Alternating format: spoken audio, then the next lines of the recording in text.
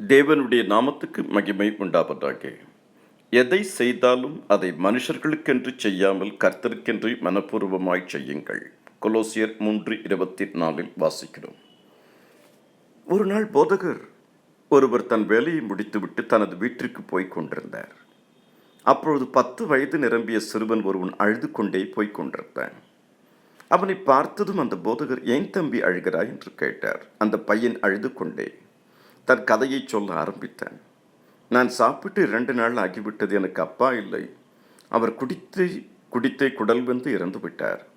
இப்போ 2 வருஷமா என் அம்மா சில வீடுகளில் வேலை செய்து அதில் வரும் வருமானத்தில் என்னை படிக்க வைத்தார்கள்.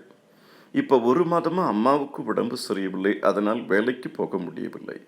கையில் இருந்த பணம் செலவழிந்து விட்டது. அதனால் 2 நாளாக சாப்பிட எதுவும் இல்லை. என் அம்மாவும் பசியோடு இருக்காங்க. அதனால் எனக்கு என்ன செய்வது என்று தெரியவில்லை என்று சொன்னான். போதகர் அவன் மேல் இறக்கப்பட்டு அவனுக்கு சாப்பாடு வாங்கி கொடுத்து அவன் தாயாருக்கும் கொடுக்கும்படி சொன்னார். பிறகு அவனை அங்குள்ள ஆலயத்துக்கு வரும்படி சொன்னார். அந்த சிறுவனும் ஆவலுடன் தினமும் ஆலயத்துக்கு போக ஆரம்பித்தான். சிறிது சிறிதாக ஆண்டவரின் அன்பை தெரிந்து கொண்டான். சில மாதங்கள் கழித்து ஒரு ஞாயிற்றுக்கிழமை வழக்கம் போல் ஆலயத்துக்கு சென்றான். அப்பொழுது போதகர், இப்பொழுது அவரவர் தங்கள் காணிக்கை செலுத்தலாம் என்று சொன்னார். அந்த சிறுவனுக்கு ஒரே கவலை. ஏனெனில் எல்லோரும் தங்கள் காணிக்கையை செலுத்தினார்கள்.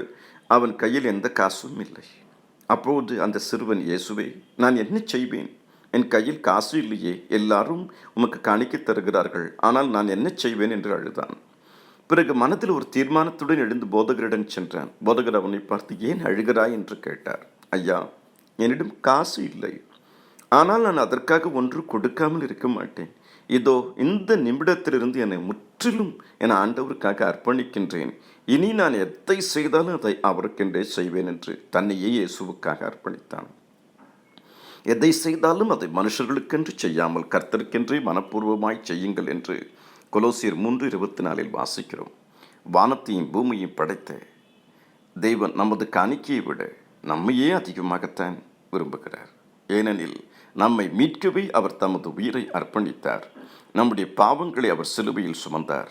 நம்முடைய அக்கிரமத்துக்காக அவர் முள்முடி சுட்டிக்கொண்டார்.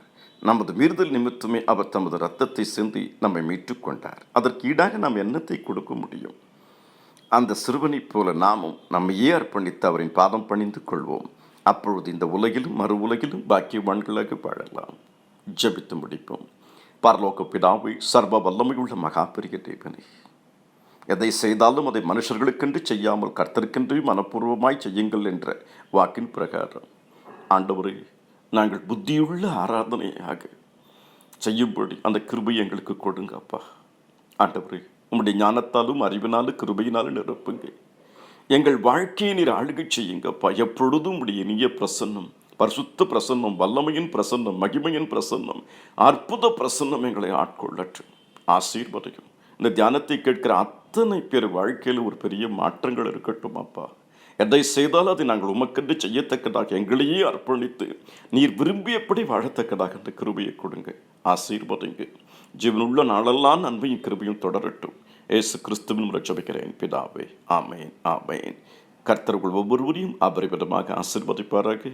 என்னுடைய அன்பும் ஜெபமும் வாழ்த்துதல்களும் என்றென்றைக்கும் உங்களுக்கு உண்டு. ஆமேன், ஆமேன், ஆமேன்.